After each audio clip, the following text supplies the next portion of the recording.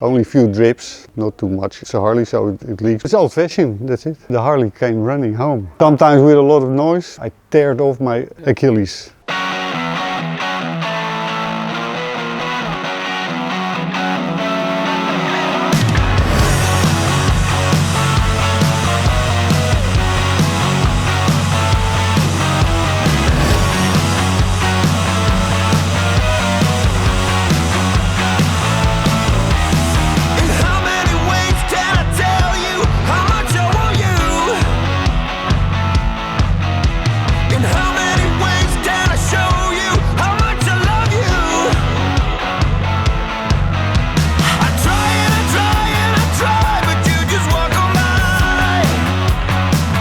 How you going? I'm fine, thank you. Tell me a little bit about this bike. What bike is it and what year model is it? The bike you see here is my Harley Davidson type Duo Glide. Year of build is 1958, so quite a time ago. 60 years now. I bought it in 1978 or 9, I don't know exactly anymore. And it's about in the shape that I bought it. I did some repair of the paint work, but that's the main thing. And I did some small improvements on the engine itself. But what you see is more or less like I bought it years ago. Dat is een hele volle olie uitgekomen. Het komt ook een beetje door dat de olie overal komt.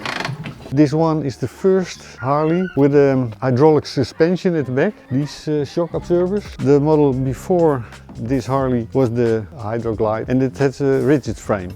This Duo Glide is the last model with a Kickstarter. It's still 6 volts. Very easy. The only thing is you need some volts in the battery, but that's all. It always starts, it always runs.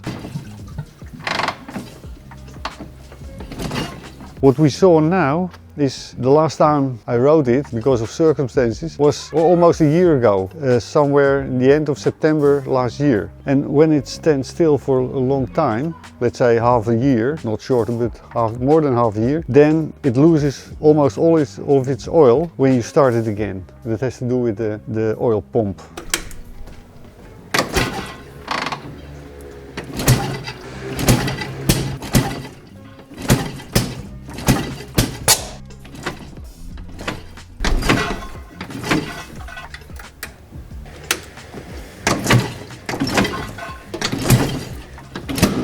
Maybe a new pump will prevent this, but well, I deal with it. It doesn't happen every year, but every few years when I wasn't able to drive it more often. But you know what to do with it, what the problem is, so you can easily Well, I put a pan under pen under it. And I keep it in several positions to get most of the oil out of it. The oil leaves the engine, the second chain. I don't know how you call it. So it's not a leak somewhere. The oil comes in the tin around the second chain. The chain cupboard. How do call it? Kettingkast. Ah, okay. The chain box maybe? Chain box, something. It comes there and there's a hole just to leave all the excess oil out, and that's what happens. In general, it doesn't leak. Only a few drips, not too much. It's a Harley, so it leaks, but there's not a leak in the engine somewhere. What happens when you don't drive it too much? But in general, it's not a problem. It was interesting to show it now, what happens, and you should be prepared on that, because it's a mess when it drips on the street.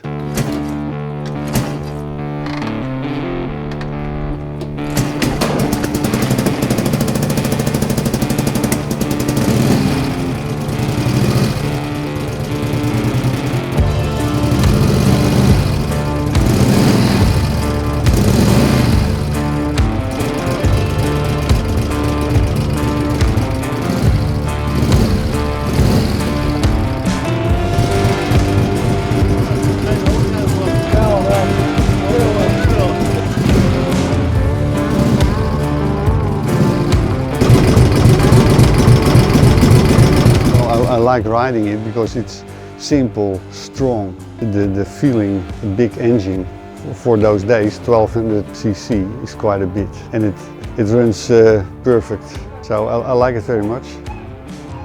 Yeah.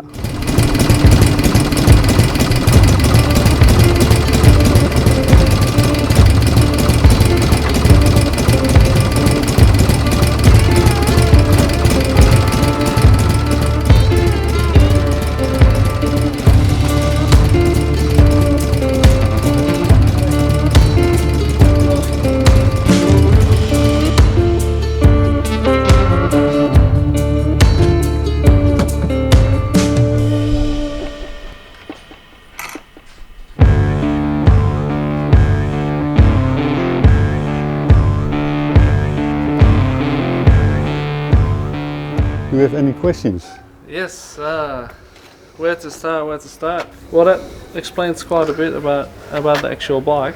Oh, we have, for example, the ignition. You have to do that by hand. When you start, you turn this backwards. For starting the bike, you have to put the ignition backwards. The actual spark comes later. And when it runs, then you retard the spark. Down or you Yeah. speed it up. For driving fast, you have to give him the spark early. Well, that's a technical thing. Nowadays it's all automatic. I can show you. When you come at this side, I'll show you what happens. This little thing, there's the ignition that can turn. Ah, yeah. And then now the spark comes earlier, so the engine runs smoother and faster. But when you start it, you don't want it. You want to have a rather soft start. But when it turns, then you better turn it retarded. It's old-fashioned, that's it.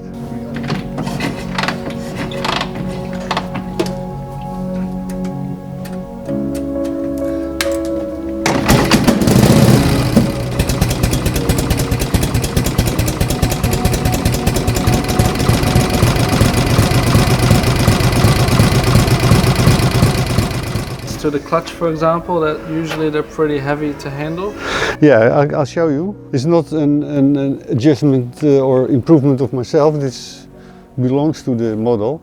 This is the mousetrap, the well-known mousetrap. When you adjust it very well, then the clutch here goes very easy.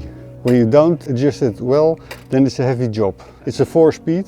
The earlier models of Harley had hand shifting still, but this one is foot shift.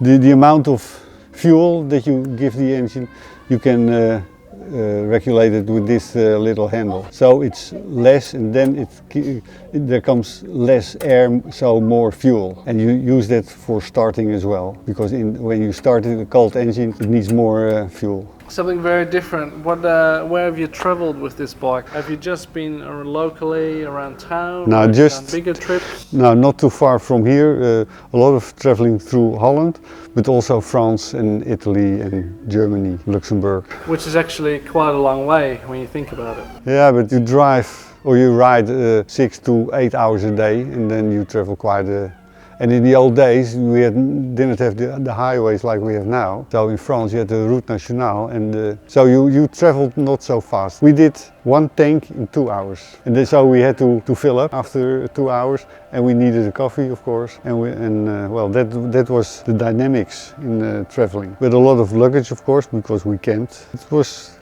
nice, and now I just have some rallies through the year. The nicest is one in Belgium and France, and altogether I travel in 1 weekend 1400 kilometers through the Ardennes. So it's mountains, low mountains, not higher than 500 meters or something. Yeah, it's a nice event.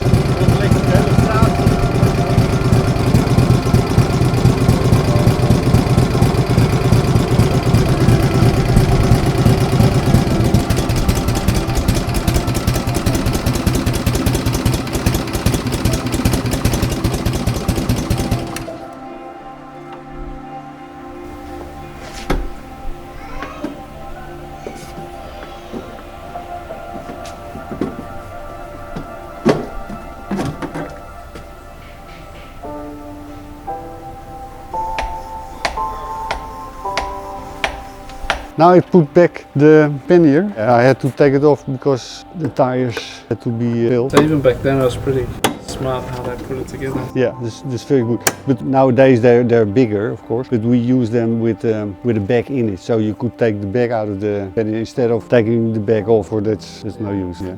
This thing I made myself, because when you forget to lock the lid, you can lose the lid, and it happened to me several times. And once, the last time, a car drove over it and had to repair the lid with glass fiber and polyester, etc. You can see it. So I don't want to lose these lids anymore, so I developed this device. Have you had any big problems with this bike over the years?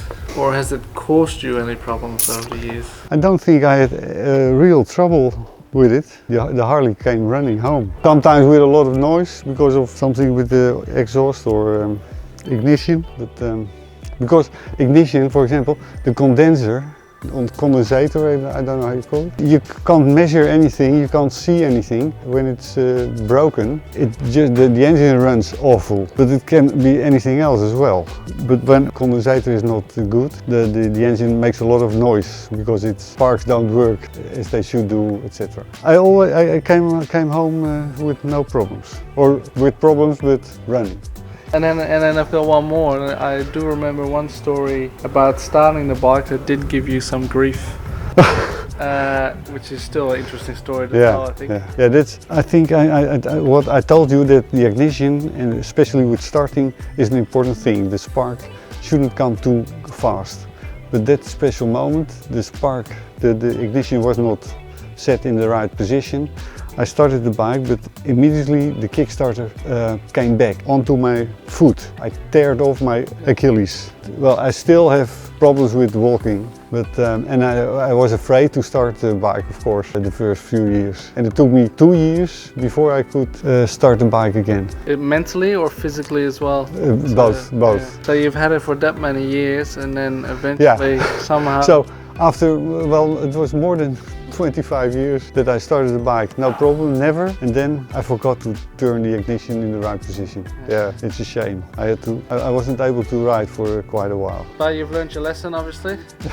Absolutely. Well, I invite you for a ride. I hope you find some time one of these days. The other thing about this bike is that I've grown up my whole life with this bike, and I was able to actually go on the back of the bike for many times and many trips. And my dad, obviously, he's joined motorcycle groups that also have older motorcycles, for example, and we also did camping and stuff like that, and so we had long weekends away. So I sort of always grew up with that, which is great. Yeah, but you were never able to ride it yourself. I started really late. Yeah, and then when you rode here, you took the Suzuki, the light engine. Now you were in the opportunity to ride this one. That's right, I sure like you to ride it one of these days. So we've got a few more days left, and it's just been busy. We've just been busy with family, and it's hard to find the time to do other things, especially now with the baby. You know, you're trying to spend time within the family, so you know, there's not much time left to do other things. But we'll try and squeeze in a little ride because it's been on my list for a long time. Well, we sure find some hours one of these days, maybe. Even if it's an hour. After dinner maybe. The first weeks you were here, it was so hot. It was over 30 degrees, and I had no courage to start it all because everything gets hot. You don't know what to expect. When you have to kick a lot, now it was solid. Now it started more or less as I expected. The whole thing with the oil and the tires, etc. The other thing too is that this bike, you can't let it sit for too long, right? Like you have to actually ride it to get the air through. Yeah, because it's an air-cooled machine, and when you slow down, then the engine becomes very hot. And that's not good for the engine, so you better ride. And in summer, when it becomes very hot, the engine becomes very hot, then it used to have hydraulic units to regulate the valves, and then when they get overheated, these units, then the whole management of the engine was gone, so you couldn't ride at all. I changed it. Instead of the hydraulic units, I changed it into solid units, just like every normal bike has. It makes a bit more noise, but you never have the problem with overheated engines. That's a thing a lot of friends of mine do that because they don't want to have the trouble of these units. Yeah, that's fair enough. But still, riding slowly, it doesn't cool very well. The oil gets hotter than it should be. Hi. Alright, so yeah, traffic jams are probably not the best, so you kind of want to go through the middle whenever you can. When I went to work through the traffic jam, I didn't use this bike. I avoided that sort of. Yeah, but when you have to go, but in Holland you can split lanes, and well, in the old days I went to the free lane at the side of the road. It was not, it was forbidden, of course, but well, I did it just to stay riding. The emergency lane. The emergency lane, yeah. For emergencies like this. So yeah, back then it wasn't that big of an issue. I never had a real problem with this hot engine. Well, several times that that I had to slow down. The thing is, the faster you go, the more cooling air you get, but the hotter the machine gets 'cause it's also. running, So yeah. it's difficult to find out what's the best. The best thing is stop and go for a coffee and try it half an hour later. But it's a long time ago, so now I ride in heat, warm days, no problem. Okay, well, thank you very much for this little conversation. You're very welcome. Very nice to see the bike starting again. It's always nice to hear that particular sound of this Harley, because I've heard it that many times. So it's always good memories. So we might see you a bit later on, maybe for a ride, and we'll see if we can get some other good stories out of my dad. He's got plenty. It's just, you know, we got to do a little bit of digging, finding out which ones are the best ones. Okay, we'll do. All right, see you later. Bye bye.